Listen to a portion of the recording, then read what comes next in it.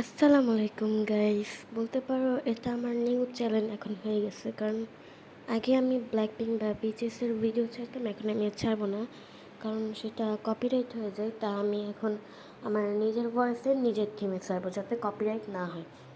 আর হ্যাঁ, এটা আমার মানে লাইফের ফার্স্ট, একদম ফার্স্ট ভয়েস দাও কোনো কিছু। এর জন্য আমি একটু আটকে যেতে পারি, একটু অ্যাডজাস্ট করে নিও, মানে আর কি কিছু মনে করো না।